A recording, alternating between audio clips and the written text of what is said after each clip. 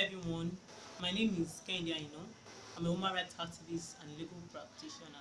I'm here to talk on the topic leadership starts with self-awareness, leading yourself first before leading others. Now, to really understand the concept of this topic, I would like to talk on briefly on leadership. What do we mean by leadership? Now, leadership simply means the ability to influence others positively. Leadership essentially is the art of motivating a group of people into achieving a common goal or objective. Now, leadership simply is about shared vision, shared values, and the shared positive results. Now, leadership starts with an intention to influence. Once there's an intention to influence, then there is leadership.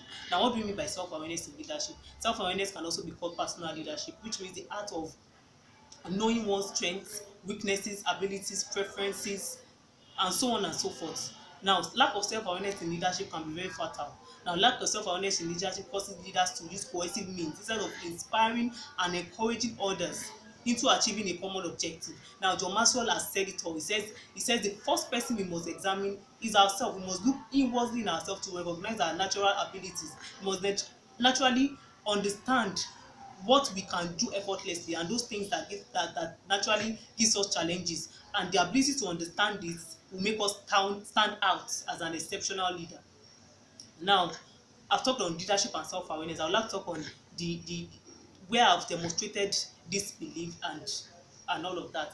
Now, as a legal practitioner, I would say people, especially family and friends, they will naturally want you to focus on corporate practice or commercial practice where you get more money and all of that. Even my dad wanted me to be a maritime lawyer, but being true to myself, I became aware of my natural abilities. I was aware of the fact that I like helping people. I naturally get angry when people are victimized or abused, especially children. There was a time I was in a bus, I saw a child hugging a like two packs of table water, and it was so heavy you could literally feel that the child was so uncomfortable. At a point I had to tell I wanted to even tell the bus driver to like stop and let me go and meet this child and tell. It was someone that actually stopped me in the bus. So I found out early that I naturally want to help people, want to go out of my way to put a smile on children and all of that. So recognizing this, I started volunteering for projects, organizations that were involved in this. Currently, I volunteer for Amnesty International and one.org.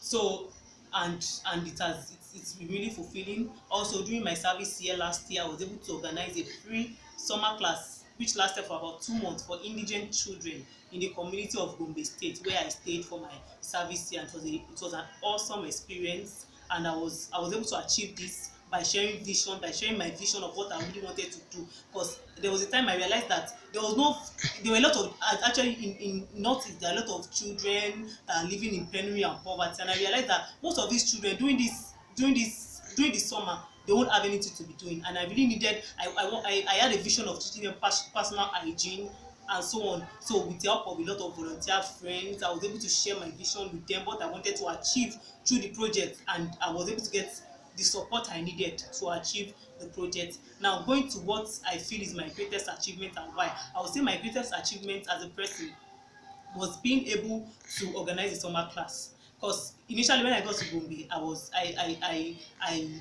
I started working in a law firm where I was going to court every day, and I realized I was unhappy. I started feeling like I was not fulfilling my purpose. Like I'm here in a community where they needed a social impact, a community that needed someone to take a stand that these children need something. They need to know about personal hygiene. Most of them can't even speak English. I was feeling so uncomfortable, so I had to leave my job in the law firm to focus on what I wanted to do in Gombe. And I was getting a lot of challenges because when I went to the school that wanted that this was the vision I had for children. They told me I had to get a letter from NYC. I got the letter.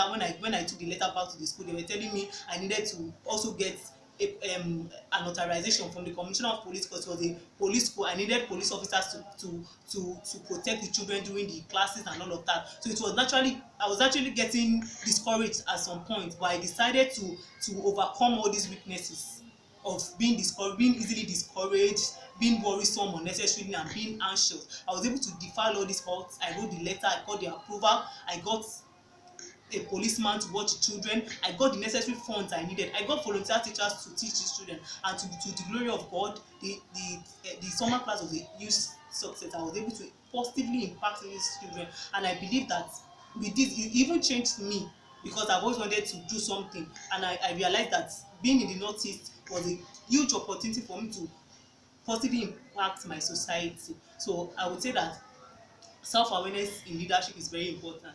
A leader that wants to go far, a leader that really wants to impact others, must be true to him or herself, must look inwardly to know their weaknesses, so as to be an effective and purposeful leader. Thank you so much.